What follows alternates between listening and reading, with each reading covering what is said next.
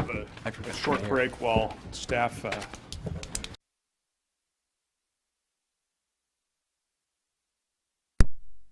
Good evening. I'm going to call the Assembly Committee of the Whole to order. It's about 6:01 p.m. in the Mona Lisa Drexler Assembly Chambers. We just concluded the Finance Committee. Clerk, please call the roll.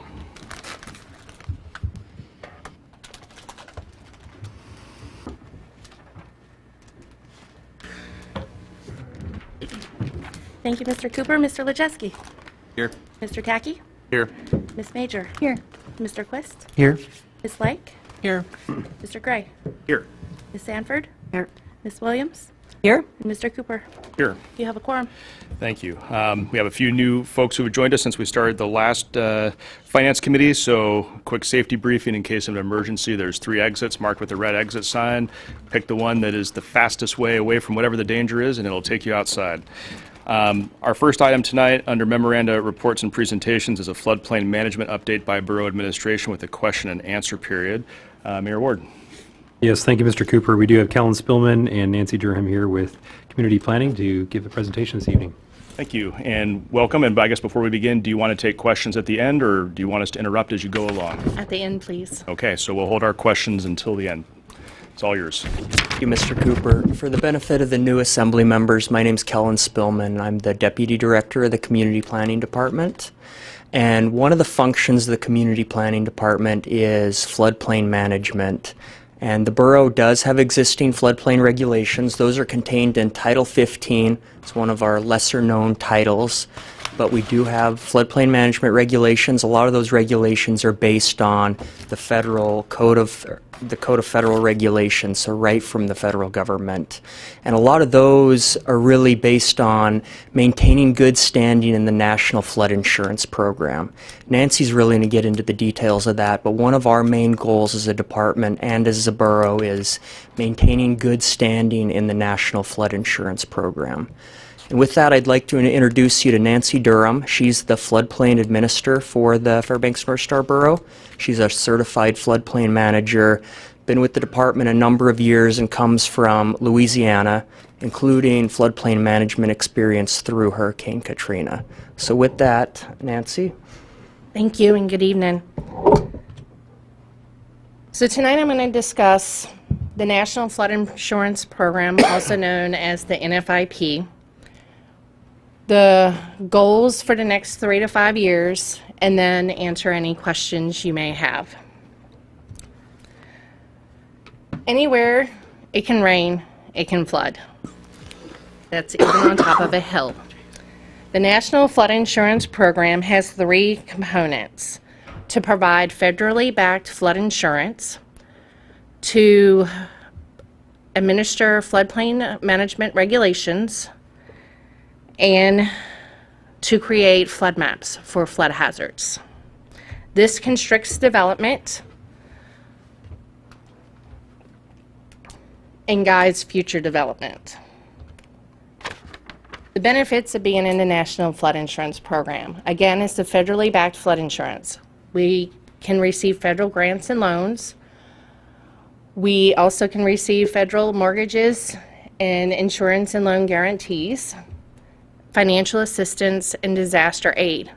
For communities not in the flood insurance program, they can only get conventional loans, and that's only if that bank allows that. Not all banks allow conventional loans for areas that aren't in the National Flood Insurance Program because they don't have that backing of the federal government. The 1967 historic flood of record, which was greater than our 1% annual chance flood, which is also the base flood elevation. With that, Fairbanks became the second community in the nation to enter the National Flood Insurance Program. This map shows the areas inundated by that flood, which you can see the majority of Fairbanks, Fort Wainwright are all underwater. Water levels were as steep as 5 feet. This created the Chena River Lakes Flood Control Project, in which we received government aid to build a dam known as Moose Creek Dam Levee This diverts the water from the Chena River when the gates close through the floodway to the Tanana River and around town to keep the town safe from flooding. The Tanana River levee, which starts at Moose Creek Dam, goes all the way past the airport, is 26 miles long. This striped area is the regulatory floodway. This has the highest regulations and restrictions on it for flood zones. These red and pink areas is the high-risk flood zone, which require flood insurance and regulations for development in those flood areas. The gray area is your moderate risk area, and the white is your low risk area. Neither one of those require flood insurance, but we highly recommend them to everyone to have flood insurance. It's a lot cheaper in those areas. There are 11,592 properties in the borough that are in the high-risk flood zone. That's 21.47% of our properties. The average cost for flood insurance is a year is $707 per policy. However, this amount includes both the high and low risk policies, so it's just not those high risk policies. The borough is required to meet the minimum regulations of FEMA. By this, we have community assistant visits, which are audits. They're also known as CAVs. If you talk to me or in the future, you'll hear me say CAV properties, and this is what I'm talking about.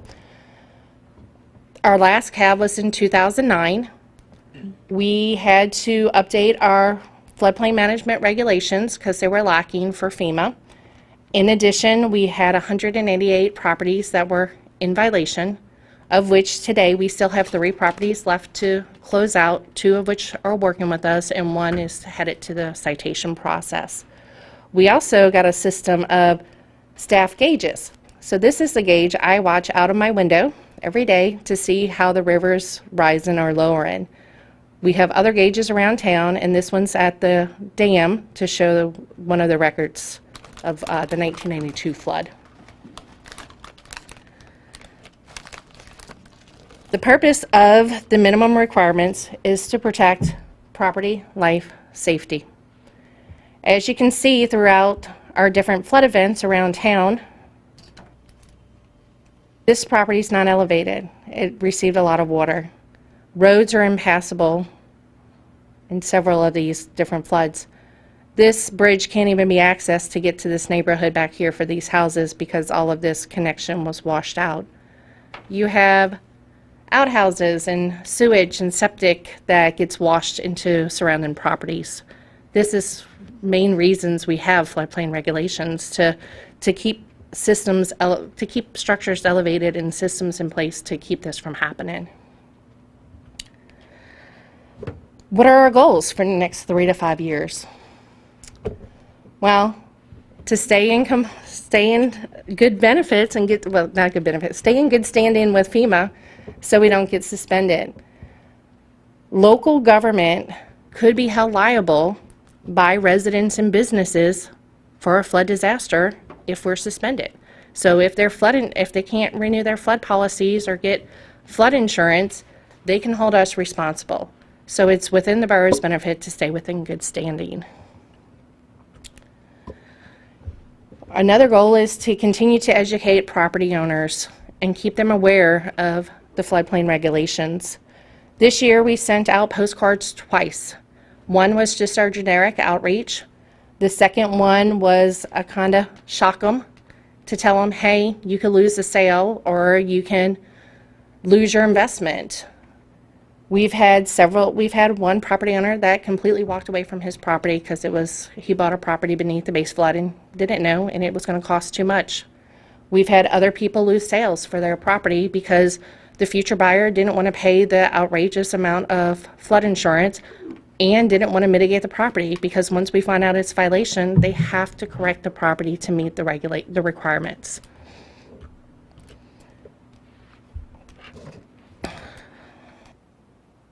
Continue to conduct detailed studies. Since our 2014 maps, We have done 4 studies. These detailed studies include LIDAR, which is planes flying overhead shooting radar at our ground to get our elevations. In the past, we used these topo map with contours.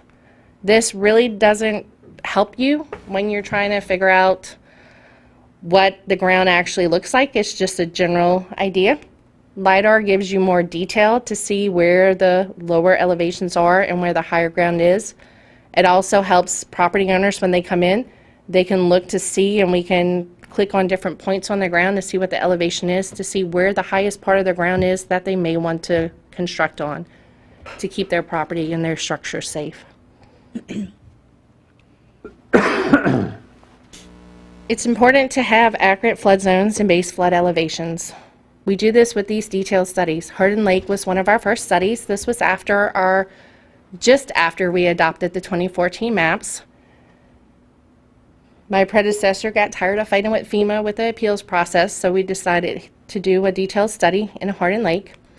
As you can see, in 1992, this was the flood boundaries, the red lines all the way around, and then in 2014, the blue lines became the new boundaries.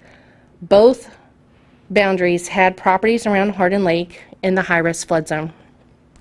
By doing this study, all 324 lots around Hardin Lake are outside of the high-risk flood zone.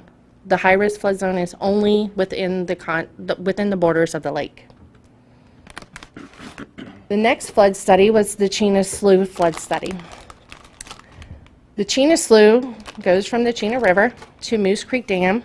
Prior to Moose Creek Dam being constructed and levee, it used to connect to Tananaw River. It is not connected anymore, so there is not water flowing all the way through like it used to be. So that's why we wanted to conduct a detailed study.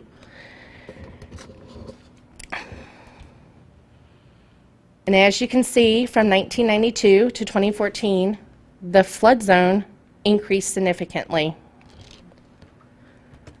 So with the new study, the proposed flood zone, which is in blue here, is smaller than the 1992 flood zone maps.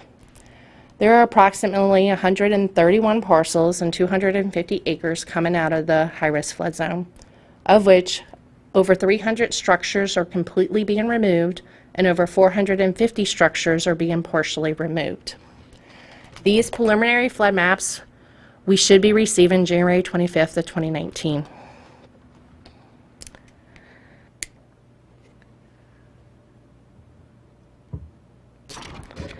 So the same thing happened in Salcha after the 2014 maps were adopted. As you can see, it's very limited flood zone on the west side of the Richardson, and a whole chunk of high-risk flood zone entered on those maps. The Alaska Railroad Corporation was building, or has built, a new bridge and a new levee system out in the Salcha area, and FEMA required them to do a detailed study for this project. With that study, all of the base flood elevations from 2014 were lowered, some as much as 5 feet, which makes a big difference in cost for homeowners for insurance, because when those elevated in 2014, they became beneath the base flood elevation and their insurance rates went up, so this helped to lower it. And as you can see, a big old donut area was removed altogether from the high-risk flood zone.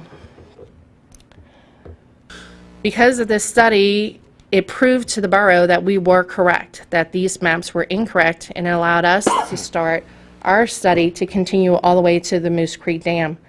So this whole area is now in process of being studied. It's called the Tananaw River Salcha Flood Study. It's in the final stages.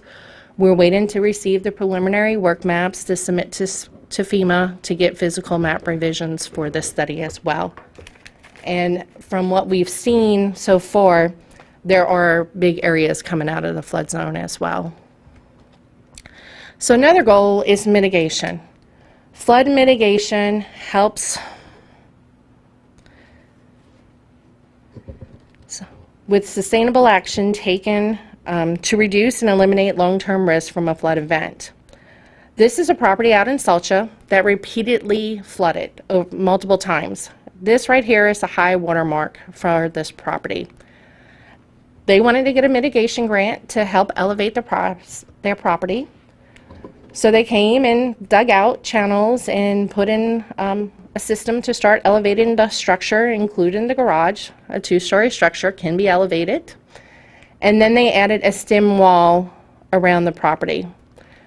To do mitigation grants, homeowners and property owners have to be heavily involved in the process. It requires them doing a big chunk of the work, and it's a 2 to 3 year process. But it does help them, and the borough is involved with that as the project management. Another program FEMA has is buyouts and acquisitions. In the past, we have received grants to buy out property, and we've bought out property up here in the Boondock subdivision. This is also in Sulcha area. And in the future, we're hoping to get more grants to buy out other properties. As you can see, this is also in Sulcha. In 1938, here's the Tanana River, over 400 feet away from this property, and today the Tanana River is in this man's property. Levee maintenance is important. The borough is responsible for maintaining the Tanana River levee. The Tanana River levee is certified, which means that it meets all of FEMA's requirements and regulations to keep the properties behind it safe from flooding. If the levee is decertified, 21,215 properties return to the high-risk flood zone. Public Works will discuss more on the levee maintenance in the future. In conclusion, it is very important to stay in the NFIP and maintaining regulation and administering floodplain permits to properties in the high-risk flood zones. This helps property owners develop their lots so they won't have issues when trying to sell, and it lowers their flood insurance cost. Acquiring new LIDAR and conducting detailed studies allows the borough to keep accurate flood maps. This picture illustrates the cost of flood insurance in a high-risk flood zone. At 1 foot below, in 10 years, you can spend $47,860. That's $4,786. At the base flood elevation, it's about $2,136 a year. 3 feet above the base flood elevations, $591 per year. Building at or above the base flood elevation can save the property owner lots of money and headaches. This completes my presentation. Questions? Thank you. Mr. Spillman, anything that you wanted to add? Or? I just wanted to add one brief thing, if I may. This is a great example of when investment that we make as a department into the community has a direct impact of dollars remaining in property owners' pockets. That Chena Slough flood study that Nancy talked about, over 300 properties coming out of there. If any of those homeowners have a federally backed mortgage, they have to have flood insurance on their property. And for years, going back to the mid-90s, we've believed, when we've documented, that we thought that flood zone was overstated.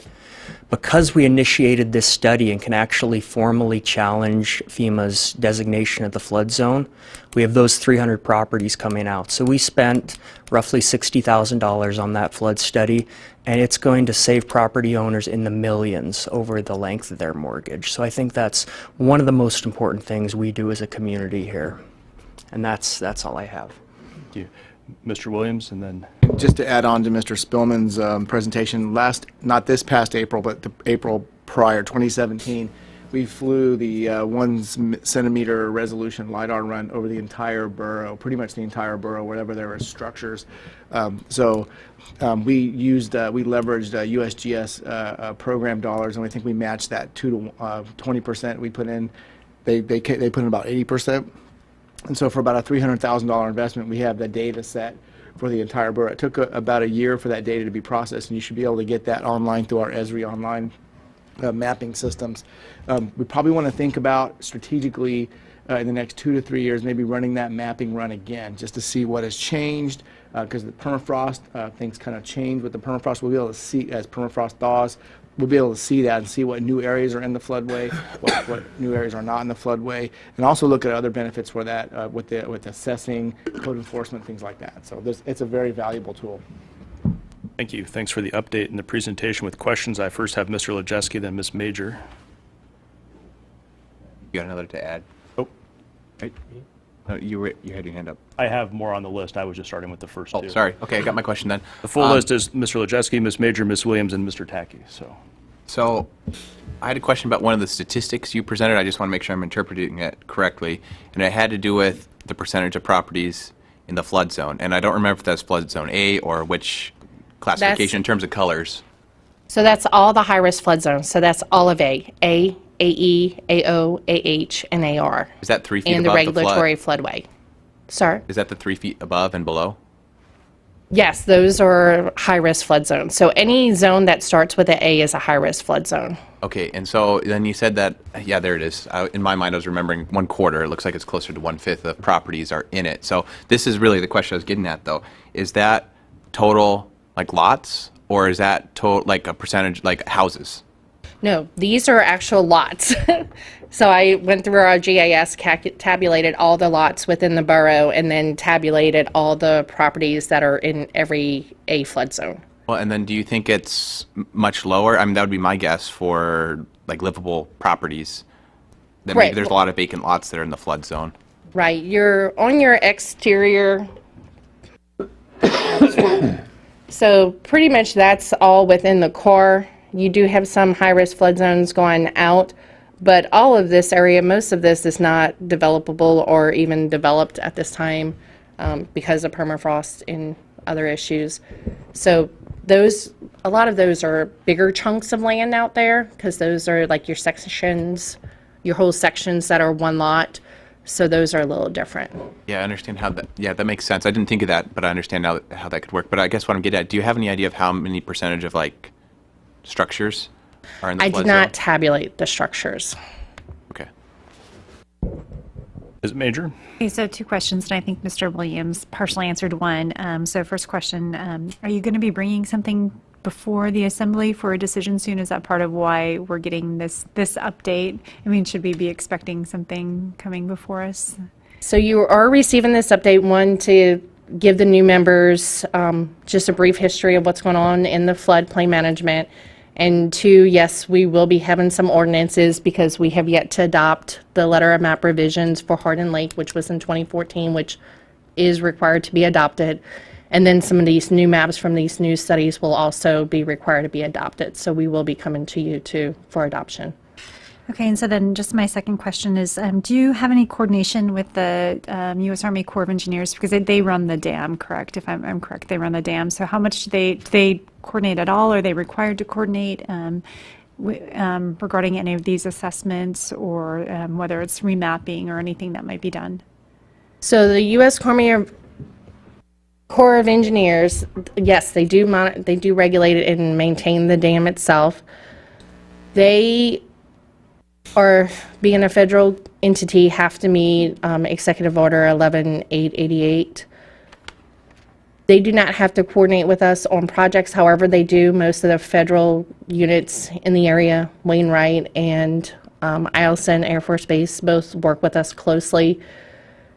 Even though they're not required to, they still do because we want to make sure that they're not possibly flooding out properties around them. And I guess I just wondered, so it was like when we're doing the remapping, things like that, I guess I just was wondering, do they have any role because of the importance for the Corps of Engineers with dams and I mean, it's across the nation, right? It's not just here. I was just curious. If they have concerns or if we have something that we need to work with them, we will get in contact with them to work with them. Okay, thank you. Say, Mr. Williams, it looked like you wanted to jump in on a Yeah, response. just to clarify why this is in front of the assembly, one more point. So we had a rash of, I guess, angry homeowners and property owners that Ms. Durham was trying to clean up their discrepancies from the CAV process that we were going through, and we were getting a number of homeowners legitimately calling, very upset about not being able to sell properties, not being aware that they were in this situation. I'm like, well, we need to communicate a little bit better. So we also knew through our air quality program that we didn't do a whole lot of good communication unless we shocked and awed people. So it's just how we're wired as a town. So So what we decided to do is we'd send a card out and basically said, you may not be able to sell your property. Boy, did that get a lot of attention. So, and so what that did is it opened up a dialogue about really what this program means. And that's why you're seeing it today, because we knew at some point we need to get it in front of the assembly, and this was probably the best time to do it. It's just a timing thing.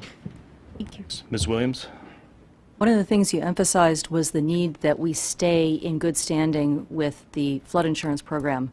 Can you briefly describe what staying in good standing entails, and is there a danger that we would not stay in good standing? So we happen to have one of the worst titles right now. In our region, we have the longest open CAV in the history of FEMA, which is not good. Usually you're supposed to be closing these CAVs out for these violations within a couple of years. Ours is 2009. We're in 2018. We're going on 10 years next year. So that could technically put us on probation and in suspension if we don't get these 3 properties finalized. So we're also have to maintain our regulations, enforce our code and violations, and make people elevate their property or correct them being beneath the base flood elevation, which we weren't doing as strenuous in the past, and now we're really cracking down. So there's going to be a lot more complaints about, oh my gosh, I'm not going to sell my property, or it's going to cost me this much money because I can't elevate. As you can see, you can elevate. We have people that's done it. So that's, yeah. I'll add one thing to that, if I may. FEMA's been great to work with over the last few years because of the progress we're making. After that 2009 community assistance visit, we created a whole position, Nancy's position she's in right now, just to deal with these issues. And if you look at the progress, we went from over 180 properties in violation of this to 3. We're down to 3 properties that we're still working through. They're probably the most complex 3, but we're down to 3, and FEMA recognizes that we are making that progress. Are you expecting another big visit from FEMA anytime soon? As soon as we close out this 2009 CAV, they will be back to do our next one, and we'll see how many properties they find. Mr. Tacky? Yeah, my question was, so obviously having the most updated data, and Mr. Williams already alluded to the fact of doing more of this again, how frequently is a standard to remap our flood zones? So it really depends on what's going on with your ground and your different levels.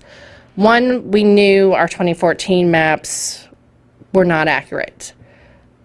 And I know from what I understand, from what I've been told from when Doug was in this position, it took over 7 years of fighting back and forth, and finally they just said we're going to accept these.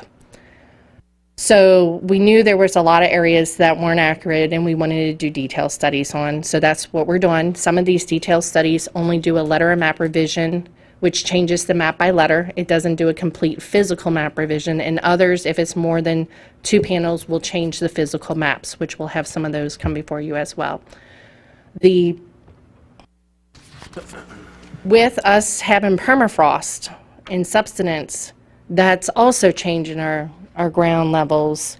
So with those in different areas, those areas we want to make sure is studied as well. And then we do have an area in Perkins Landing, Melody Lane area, that there are properties not in the flood zone that do flood. We have documented photos every year of these properties flooded that we do want to bring into the flood zone, so the buyers can't say, oh, this property is not in a flood zone, you don't have any issues, and these property owners, new property owners, will have issues because there is flooding out there.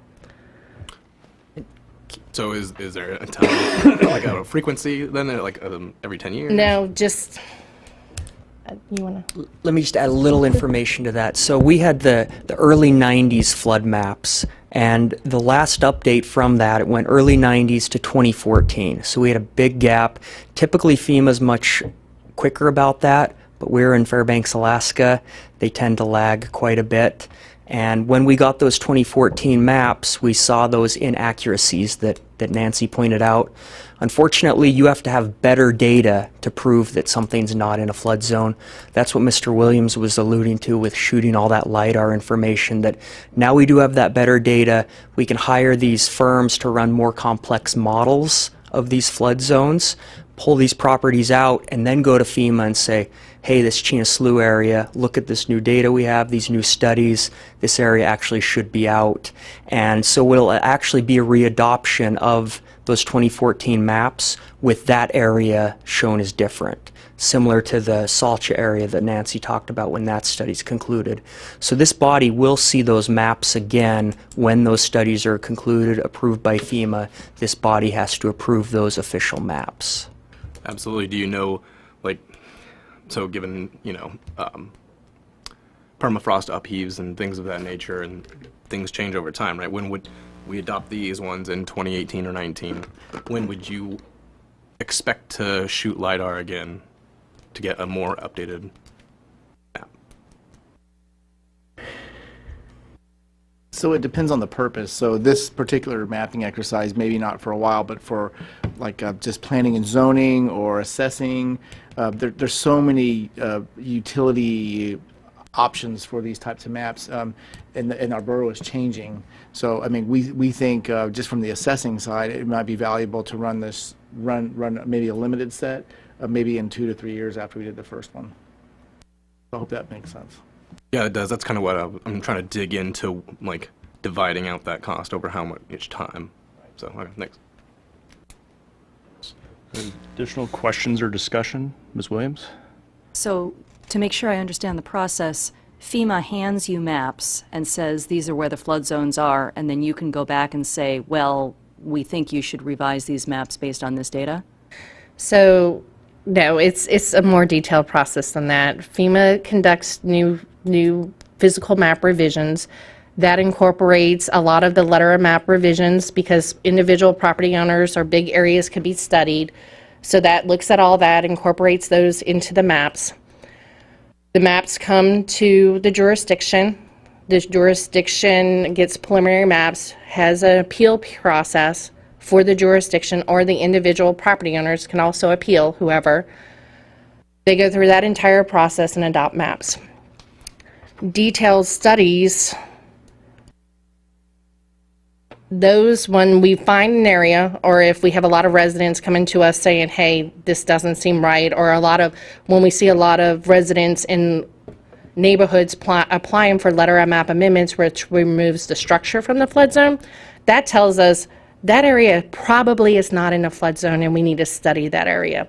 So by having that, we can apply for grants because we are a cooperative technical partnership, so we could get CTP grants to do these studies, and then once we do these studies, which could take 1 to 2 years, submit those to FEMA. FEMA reviews and approves those studies, which again can take 1 to 2 to 3 years because the Chena Slough, we're going on 3 years now waiting to get those maps back. And then it's about another year to 2 years process to do all the outreach, public outreach, comments, back and forth to get all the input to adopt those maps. So it's a very time-consuming process. It doesn't happen overnight. Additional questions or discussion? Mr. Lejeski? Just a comment, I guess. If you end up moving those couple of properties into the flood zone, I don't think those property owners are going to be very happy. So I hope you're prepared to answer the phone when they call you. I get yelled at every day. It's part of my job. It's okay. Mr. Quist? Thank you. There was a slide early in the presentation referring to the 67 flood as the historical flood of record. And, I mean, can just tell me maybe a little bit what that phrase means? It sounds important. So this was our greatest flood in Fairbanks. There was also, we've had 2 other big floods. One was in 1948, I believe, and that was the 2nd largest flood, and then 1992 was our 3rd largest flood. The 1967 was the largest flood in the sense of how much land was inundated with floodwaters. So, I mean, is that what that phrase means, historical flood of record? It means the largest flood that we have a record of? Correct. Okay, thank you. let me just add a little more information to that. So all the pictures we saw all that red, and we called that the flood zone. That was the 1% chance. It was historically known as the 100-year flood, if you will. So the 1% chance. The 67 flood was much greater than the 1% chance. So that was greater than kind of what FEMA says is your 1%. You see all that red. This was higher than that. This was closer to what was known as the 500-year chance. Thank you. Additional questions or discussion? I don't see any. Thank you both very much for the presentation and the update. As Mr. Spillman noted, this is an issue that affects a lot of residents, and it does, in terms of money we spend, directly impact how much money comes out of their pockets when it comes to flood insurance. So thanks for your work on that. Thank you. Next item on the agenda is advanced ordinances and resolutions. We have one tonight, ordinance 2018-42, an ordinance authorizing the direct sale of a portion of Tract A of Alaska State Cadastral Survey 8613, Section 11, Township 3 North, Range 2 West, Fairbanks Meridian, to an adjoining landowner. This is west of Himalaya subdivision. Sponsor is Mayor Castle. There's information at page 2 of your packet. Mayor Ward. Yes, thank you, Mr. Cooper. We have Shelley Roughton today, and we also have Sandra Mota here as well. Thank you.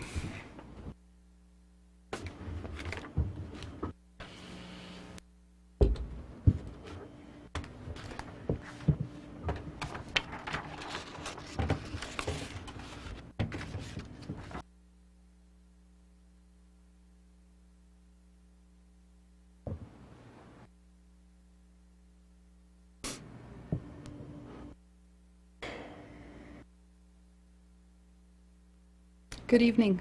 My name is Sandra. This is Shelley. She's a land officer with the division. I'm the land manager for the Division of Land Management. We are tasked with managing roughly 80,000 acres of borough land. That's land owned by the borough, received through the state municipal grant of land. And the intent of this land, generically speaking, is to, where possible, generate revenue for the borough. So we are always looking for opportunities to grant licenses to borough land, easements, through assembly approval to grant leases, and also sales of borough land. This ordinance to sell a piece of property directly to Borealis Base Camp LLC is a request for 40 acres of land. It's roughly on the northern boundary of the borough, milepost 15 of the Elliott Highway, roughly. That's the red dot here on the boundary. To the west of a subdivision that the borough actually created back in '99. It's the Himalaya Heights subdivision. And just a little bit of information on the land itself. So it's at a high elevation, 14,000 feet, 1,400 feet roughly. And on a ridge line there, you can see the red circle, north facing, which is why it's particularly attractive for an aurora viewing business. And to note that the party requesting the purchase, Borealis Space Camp LLC, owns the lot adjoining to this area that they want to purchase, this lot here to the east in Himalaya Heights subdivision.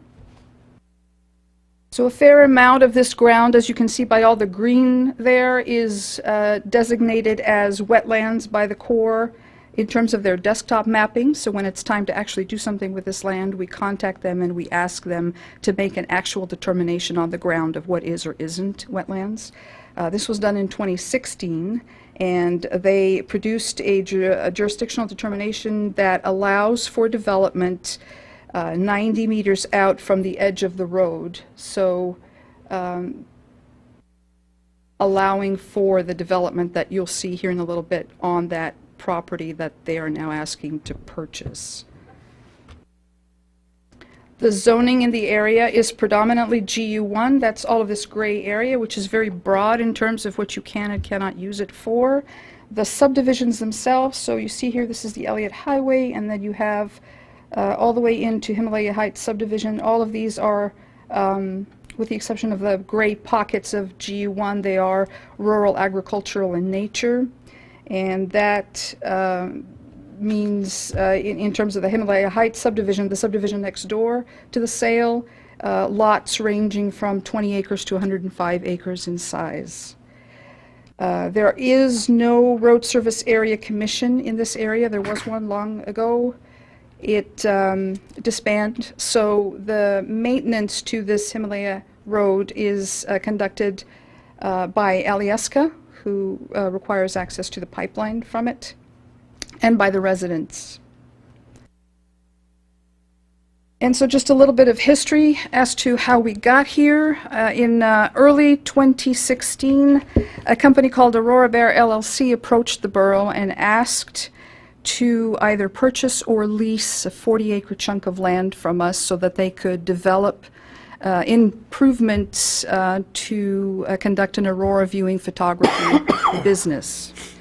In June of 2016, Resolution 2016-29 was adopted by this Assembly, and it authorized a lease to Aurora Bear at fair market value for business to conduct aurora viewing and photography.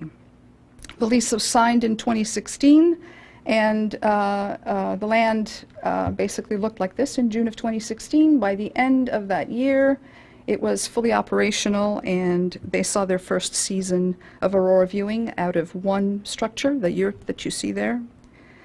The initial investment shown beginning of 2017 in that, in terms of assessed value of improvements, was about $50,000.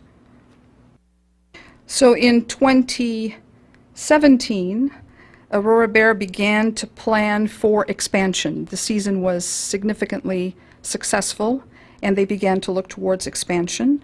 They formed a separate LLC, which they called Aurora Experts, and they planned to basically separate out the viewing photography from this development they viewed towards overnight stays, but still related to aurora viewing.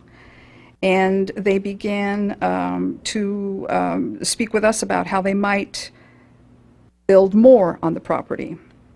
So in April of 2017, Resolution 2017-17 was adopted, which amended our lease with Aurora Bear. The new leasee name became Aurora Experts, and they began construction of overnight viewing domes, which look like this. We have a site plan here. So this is the original yurt, and then they constructed 9 overnight viewing domes, as shown in the previous picture. These are above-ground structures. They have water systems and gray systems, or gray water systems, designed by Goldstream Engineering Services. And a daytime picture of them. So in November of 2017, the business continuing to grow, Aurora Experts LLC was sold to Borealis Base Camp, and now we have our buyer today. Business and assets. They invested additionally. So in the beginning of 2018, assessed value had gone from that $50,000 before to $360,000. And they planned further growth, but began to consider that maybe it was a good idea to ask the borough if it could actually purchase the land. Just a little bit of information on their outfit. So the domes, these domes that you see, they're off the grid, powered by generators, but with all of the creature comforts. They're designed specifically, you can see the windows here on the exterior, they're designed specifically for aurora viewing. And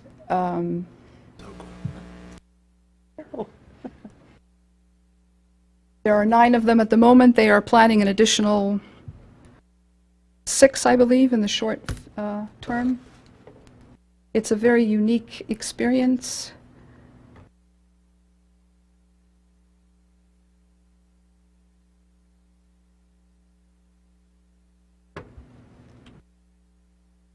So in 2018, early 2018, they approached land management and said, we want to again grow. And they requested approval to construct a 2,000-foot addition to that yurt that we saw, the very first yurt. And they proceeded with construction this summer with our approval. It is open for business. Just actually, I believe, a week or so ago, it was completed. So now the total investment has more than tripled, and they are very eager to buy the land from the borough. Their lease was signed in 2016, and it's a 4-year term lease with options to renew, so the first option to renew would be 2020. They, of course, do plan future investment and look to us to do that with some certainty in terms of fee title ownership. So some of the issues that I will point out briefly, I mentioned that the road was not in a road service area, and that although Alyeska provides some support, the residents take on that burden. This business is at the very end of that road, and they have a very vested interest in maintaining that road to support their business, so they could partner with the subdivisions to make that burden less burdensome to the residents. There have been concerns with the quality of the road this summer. We had a very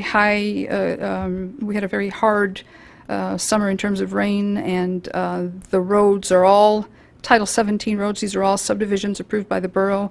Title 17 roads, approved roads, and where they don't meet title, they have variances. There's one particular variance. There's a spot on the road that becomes troublesome. It's right here. But this is a winter activity. And so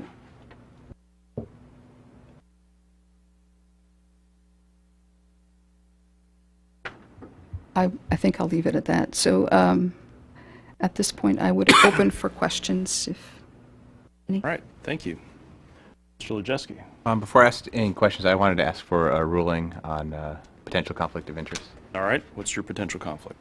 I think there's a pretty clear-cut argument that at a minimum, my personal business is an indirect competitor, and you could argue closer to direct competitor with the photography influence on Aurora. And also, I do work for Northern Alaska Tour Company in the summer, and I believe they have business relations. I think that's much weaker, but I believe they have business relations with Aurora Borealis Base Camp. Stolen? Yeah, that might be more direct than I thought it was when you first said it. So I don't know that you truly have a financial interest in this matter, in that I thought your business model was quite different. This appears to be more of a lodging type business model with a structure that people travel to versus you, which is a mobile photography Aurora viewing business. Yeah, that's correct. There's definitely no conflict with the lodging whatsoever. It's the go see the Aurora and take pictures of it portion. That is definitely overlap there. Yeah, that might be, and especially if you work for a tour company that's also involved in this business. Well, it's ironic because the two conflicts, one would be in favor of it, one would be against it. So you could argue my relationship with Northern Alaska Tour Company would say, yeah, let's sell the land, right? Because that'll help me in the summer. And then potentially you could argue... For purposes of the conflict, we don't care. For purposes of conflict, I think it sounds like it probably is a conflict, Mr. Cooper. Thank you. I think based on what you've disclosed, Mr. Lujeski, it might be a close call, but I'll err on the side of caution and rule you have a conflict. Okay, that means I go sit. That means you can go sit, outside, but okay. come back soon. Thank you. All right, additional questions or discussion on this proposed ordinance? Ms. Sanford. Is the area in question part of a fire break? You can actually see here there's a clearing that's shown all the way through section 11 and then all the way going north to the section corner. It was cleared, I want to say 10 years ago in conjunction with the borough and the state.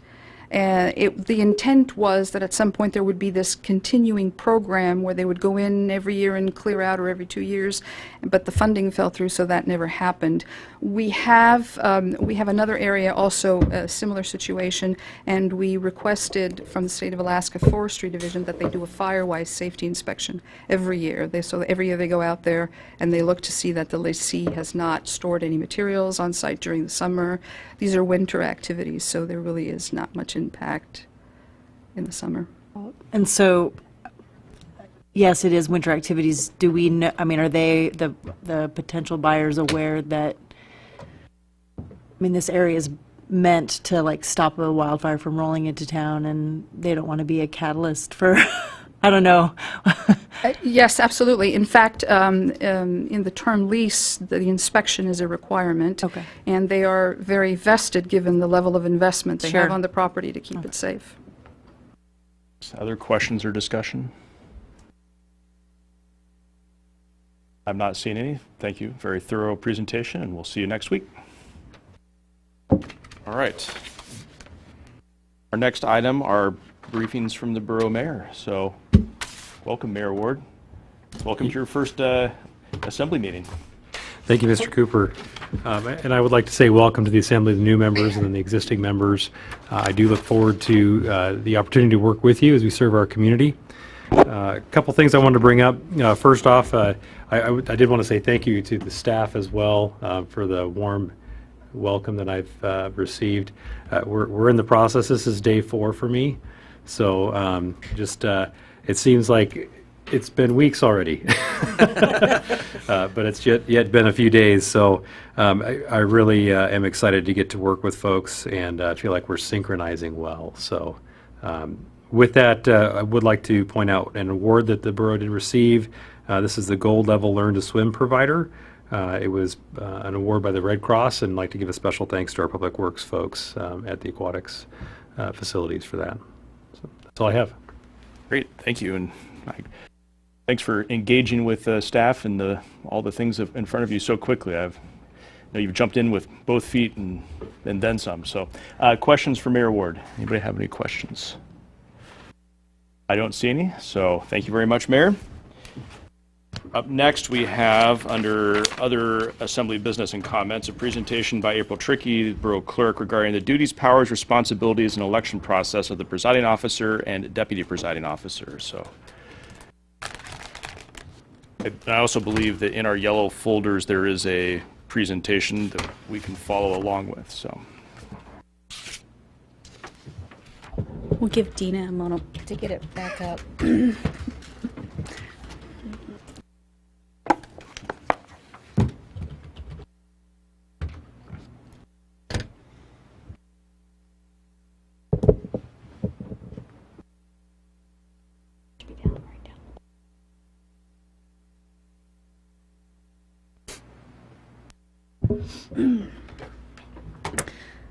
Well, thank you, Mr. Chair, and good evening, Assembly.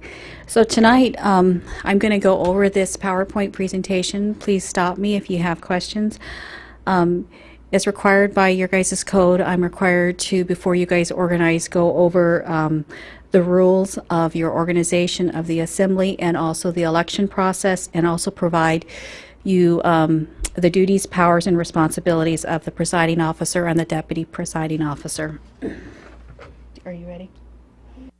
Oh, go to slideshow. Slideshow up on top. Again, slideshow. You can go to the next one now. We are ready. We're ready. Okay. For introduction, organization of the Assembly is set, as I said, by your guys' code. The Assembly annually elects the presiding officer and the deputy presiding officer. Nominations take place the first meeting after certification of the election, which is tonight. The election is held annually at the first regular Assembly meeting after the certification, which will be November 8th next week, the election. Nominations. The Assembly members can nominate any member, and also members can nominate themselves. Rules and procedures applicable are to election politically partisan bodies do not apply. So you guys can't go in closed doors and caucus for each other. It's all out here in the open. And just to let you know, no second is required when someone is nominated, so. Are you ready? Oh, you're already, she's moved along. We're getting in sync. So what can a candidate do? Candidates have the opportunity to tell why they are qualified and lead the assembly at the time that they are nominated, and again immediately prior to the election vote on November 8th. Nominated candidates can also submit a written resume, and that resume is required to be submitted to the borough clerk's office by noon the Tuesday before the election, which would be November 6th of next week. Election of the leadership. Debate and discussion is allowed prior to the vote next week. Election is conducted by secret ballot. The presiding officer is elected first, and then the deputy presiding officer is elected. Each member will be given a ballot. After voting, you'll return the ballot back to Adina and myself. And then the clerk, the deputy clerk, and the attorney, we will leave the room, which you guys will all behave yourselves. You're still in open meetings. The mics will be live. And we will go ahead and count the ballots. It requires a majority of 5 to elect either the presiding officer and the deputy presiding officer.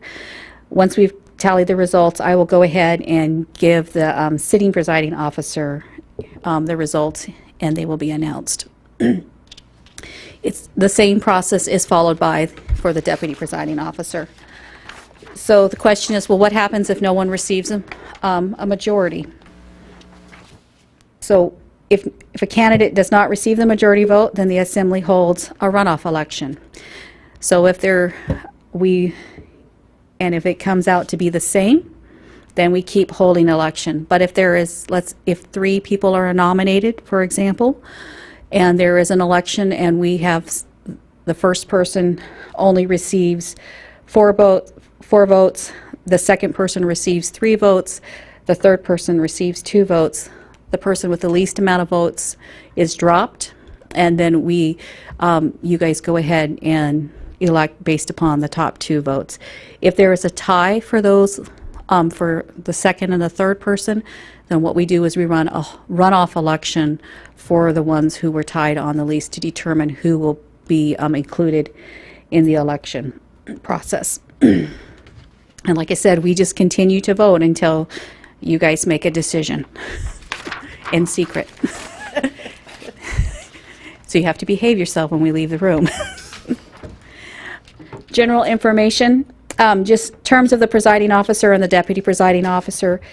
They begin, they're based there for 1 year. As I've said before, it's done annually from November until October 31st or until the assembly reorganizes. In the absence of the presiding officer, the deputy presides. In a vacancy that occurs with the presiding officer and the deputy, which has kind of happened this year, the finance, if there's a vacancy, I'll go back here. If there's a vacancy that occurs during the year, we go ahead and hold an election the next regular assembly meeting. And if the finance committee chair presides in the absence of the presiding officer and the deputy presiding officer, which is where I was going. That's what's happened this year with the term with Ms. Dodge and Mr. Lawrence terming out. Both of those seats were considered vacant, and Mr. Cooper is acting as presiding officer until we have a new presiding officer elected. So duties and powers and responsibilities of the presiding officer.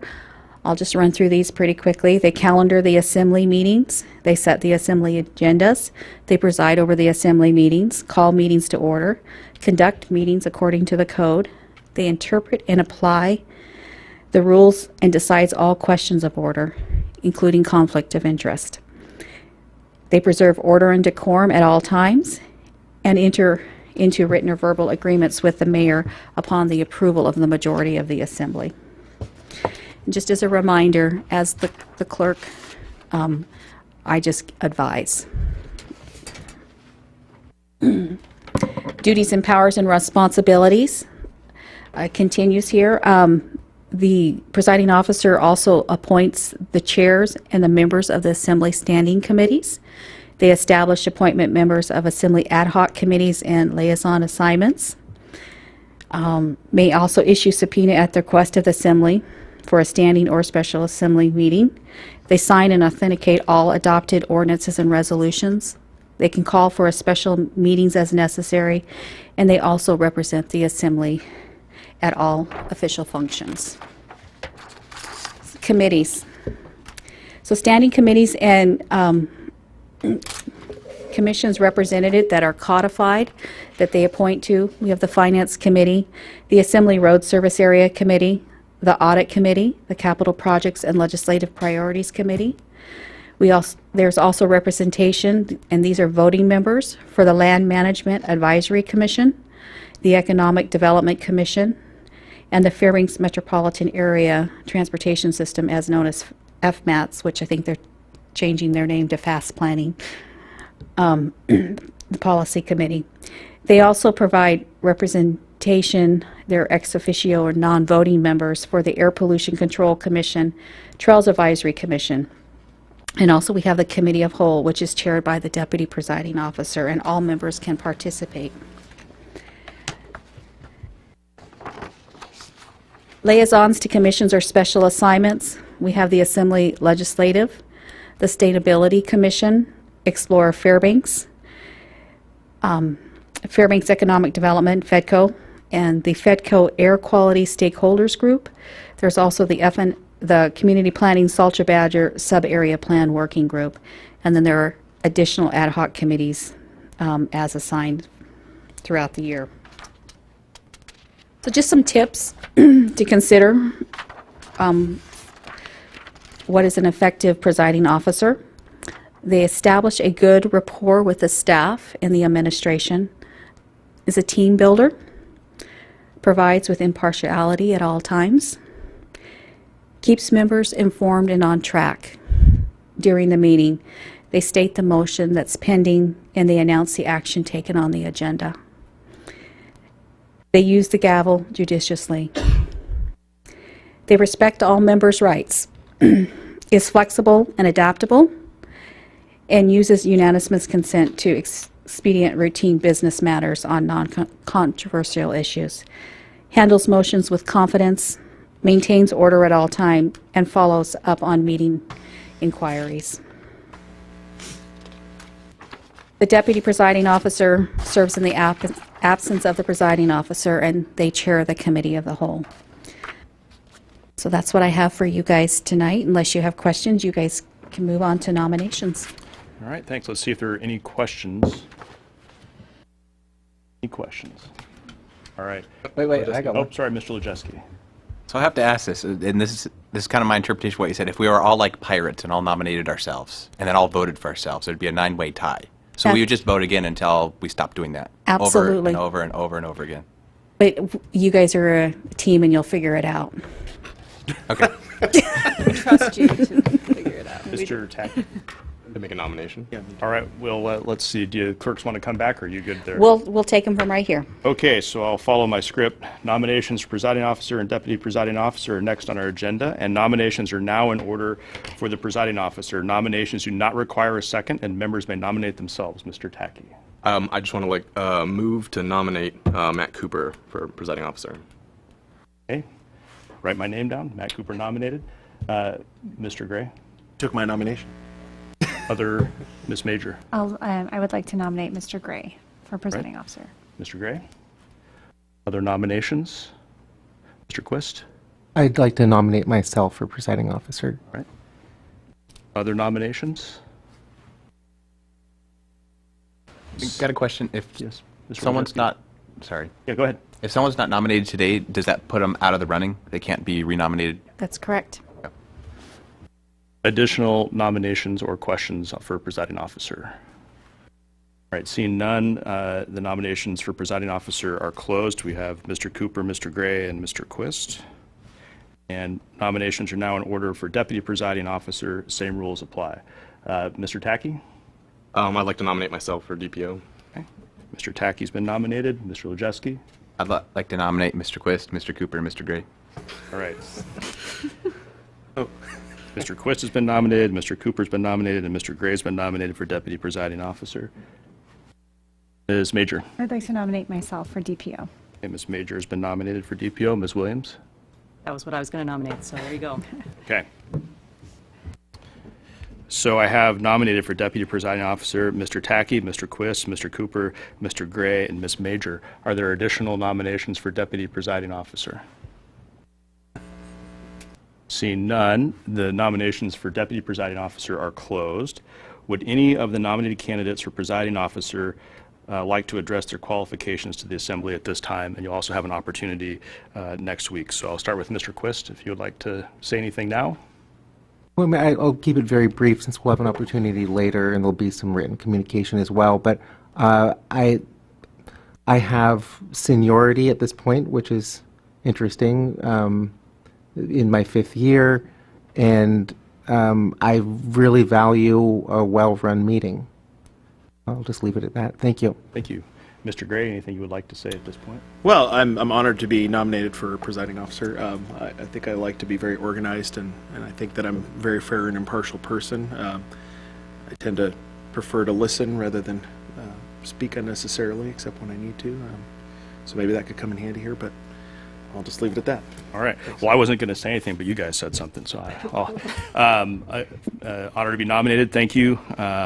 I've 1 year short on the experience that Mr. Quist has, but feel over the past couple of years with the Finance Committee have learned to run a meeting effectively and improve those skills over that time, and would do my best if selected to continue to meet the skills that the clerk has identified to run a fair, impartial, and efficient meeting. So thank you very much for the nomination. So we'll go on to Deputy Presiding Officer. Would any candidates like to address their qualifications? And I'll start with Mr. Tackey. Sure. I mean, this is my 3rd year on the Assembly, so I'll have I've had experience knowing how meetings are run effectively and efficiently. I'm very good at following along on Robert's Rules of Order and where we're at on amendments and such. And I would intend to follow Mr. Lawrence's Deputy Presiding Officer functions of being as efficient as we can reasonably so. Mr. Quist, you want to add anything? No, thank you. Mr. Gray, would you like to add anything? No, but I really admire Sean's commitment to efficiency. I think that's something we all need to keep in mind. All right. Ms. Major, would you like to address your qualifications? Sure. So I will start by saying that I've served as chair or vice chair of a number of other boards, and one time vice chair of the Planning Commission, so I certainly understand Robert's Rules of Orders, and certainly in running efficient meetings as well.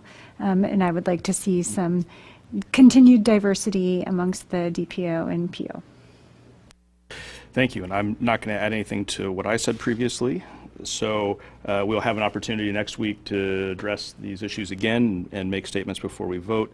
I'll note that nominated candidates may provide a written resume. Written resumes are to be submitted to the clerk's office no later than noon Tuesday, November 6th of next week.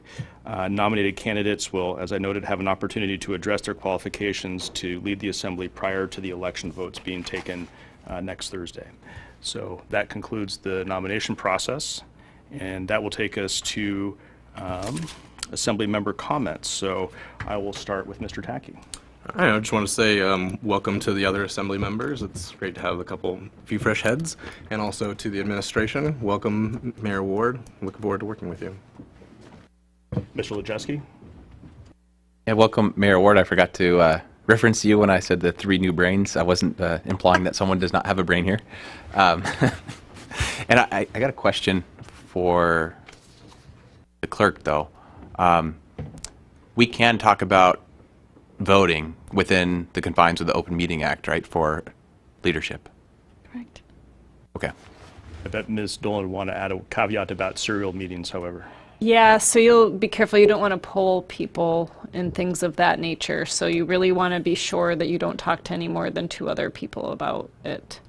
So there is an exception in the Open Meetings Act for the vote itself, which is why you can do it by secret ballot, but it doesn't exclude your actual discussions on how you organize.